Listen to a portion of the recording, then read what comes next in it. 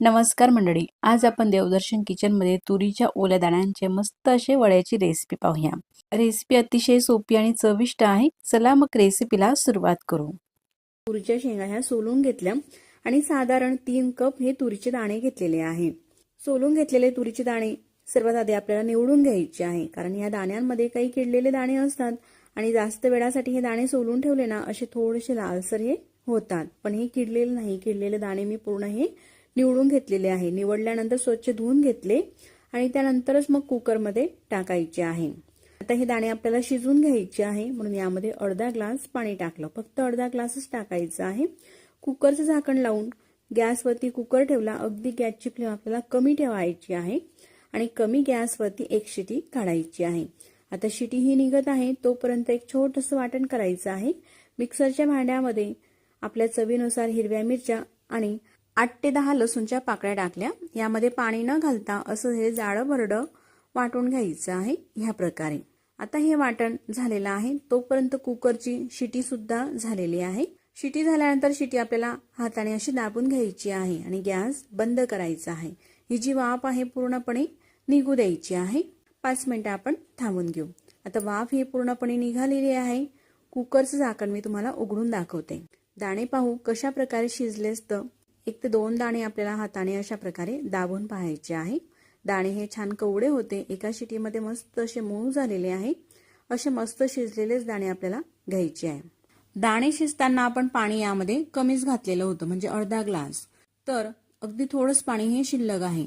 तरी सुद्धा ते पाणी आपल्याला पूर्णपणे काढून घ्यायचं आहे, म्हणून एखादी गाळण घ्यायची आहे आणि त्या गाळणीमध्ये हे जे तुरीचे दाणे आहे संपूर्ण आपल्याला टाकायचे आहे, म्हणजे जेणेकरून यामध्ये थोडंसं काही पाणी शिल्लक असते ना ते सगळं निघते।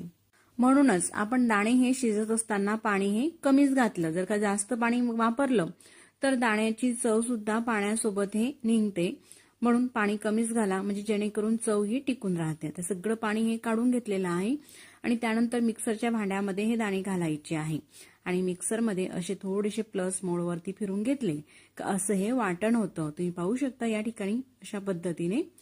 आता हे शिजवलेले दाणे तुम्ही मिक्सरमध्येही करू शकता किंवा ठेचणी घ्यायची किंवा एखादी मॅचर किंवा तेही नसेल तर तांब्या वगैरे प्याला घेऊ शकतात आणि त्याच्याने अशा पद्धतीने हे जे दाणे आहेत ना ठेचून घ्यायचे आहे। तुम्ही पाहू शकता ज्या पद्धतीने मिक्सरच्या भांड्यामध्ये हे दाणे बारीक होतात ना तशाच पद्धतीने अगदी झटपट हे बारीक होतात। अशा पद्धतीचेही एकदम स्मूथ असं हे मिश्रण झालेलं आहे। मिक्सरमध्ये केलेलं मिश्रण सुद्धा दाण्यांचं सारखंच झालेलं आहे आणि हे ठेचून घेतलेलं सुद्धा सारखंच दिसत आहे। आता पुढच्या कृतीकडे वळूया। गॅसवरती कढई ठेवली।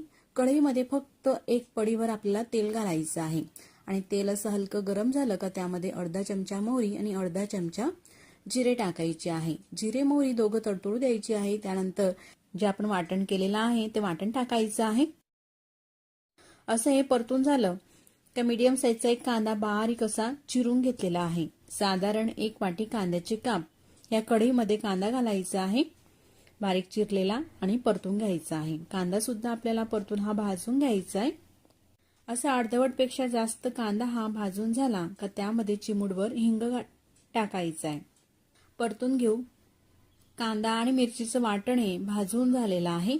त्यानंतर यामध्ये आपल्याला काही साहित्य घालायचं आहे। त्यामध्ये पोहे खाण्याच्या चमचने सांगायचं झालं तर अर्धा चमचा बडीशोप टाकली आणि आपल्या चवीनुसार म्हणजे पाव चमचा गरम मसाला वापरलेला आहे आणि पाव चमच हळद। गरम मसाला तुम्ही स्किपही करू शकतात किंवा तुमच्या चवीनुसार कमी अधिक वापरू शकतात। सगळे मसाले हे कोरडे आहे। परतून घेतले। गॅस अगदी आपल्याला कमी ठेवायचा आहे। काही सेकंदसाठी हे परतून घेतलेले आहे। मस्त सुगंध सुटलेला आहे। त्यानंतर हे जे दाण्यांचं वाटण आहे ना ते या कढईमध्ये टाकायचं आहे आणि परतून घ्यायचं आहे।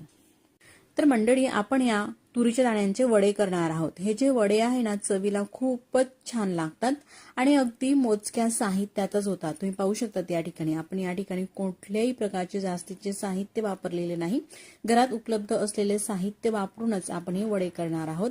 परतून घ्यायचे आहे आणि परतत असताना चवीनुसार मीठ टाकलो आणि बारीक चिरून घेतलेली कोथिंबीर टाकायची आहे। पुन्हा परतून घ्यायचं आहे साधारण 2 ते 3 मिनिटांसाठी। अगदी गॅसची फ्लेम कमी करून कमी गॅसवरती हे जे मिश्रण आहे परतून घ्यायचं आहे. रंगही मस्त आलेला आहे ना, छान असा सुगंधही घरामध्ये सुटलेला आहे. त्यानंतर गॅस बंद करायचा आहे. आता हे जे मिश्रण आहे ना दाण्यांचं, हे आपल्याला पटकन गार करायचं आहे. म्हणून पसरट ताट घेतलं आणि ताटामध्ये हे सगळं मिश्रण काढलं आणि असं पसरून घेते. म्हणजे पटकन हे गार होईल आणि आपली रेसिपी अगदी झटपट करायला सुरुवात होईल. पुढची गार होत आहे तोपर्यंत एका बाउलमध्ये मेजरमेंट कपाने सांगते नवशिकाऊसाठी. तुम्ही जर का अनुभवी असलास तर अंदाजेही आपण हे बेसन पीठ घेऊ शकतात. साधारण 1.5 कप बेसन पीठ घेतलं आणि त्यामध्ये पाव चमचा हळद आणि चवीनुसार मीठ टाकायचं आहे.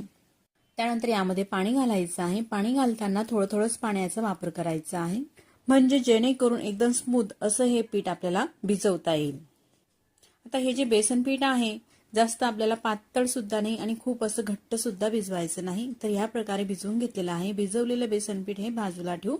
तोपर्यंत हे जे मिश्रण आहे दाण्यांचं ते सुद्धा थंड झालेलं आहे आणि पूर्णपणे गार झाल्यानंतरच अशा प्रकारचे याचे आपल्याला गोळे करायचे आहे.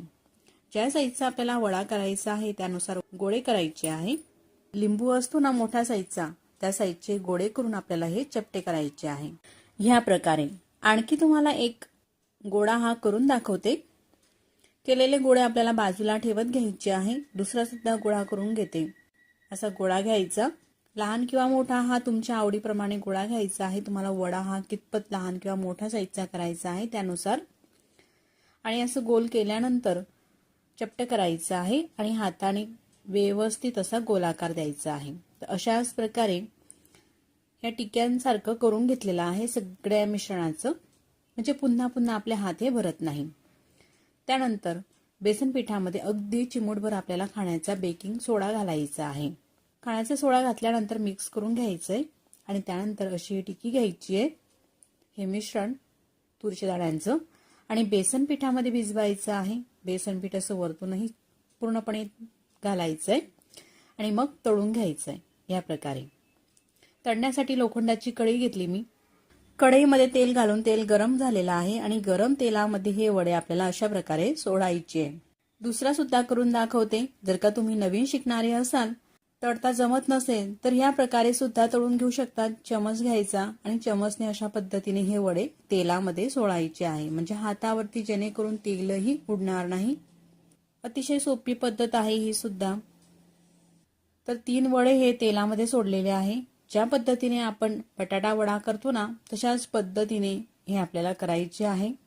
तेल खूप असं कडकडीत गरमही असायला नको आणि गार सुद्धा नाही. तर मीडियम तापलेलं तेल आपल्याला ठेवायचं आहे आणि गॅसची फ्लेम सुद्धा मीडियम ठेवायची आहे, म्हणजे जेणेकरून वडा हा जास्त लालही बाहेरून होणार नाही आणि आतपर्यंत छान असा तळला जाईल. जर का गरम तेलामध्ये हे वडे सोडले तर बाहेरून तर ते लाल होतील आणि आतमध्ये कच्चं राहील, बेसन राहू शकते. म्हणून मीडियम तापलेल्या तेलामध्ये हे वडे सोडून मीडियम गॅसवरती तळायचे आहे. वडे मस्त असे हे तळले जात आहे. तुम्ही पाहू शकतात मस्त असा रंग आलेला आहे, सोनेरी छान असा. त्यानंतर तेलाच्या आतून पूर्णपणे तेल निथळून हे वडे काढून घ्यायचे आहे.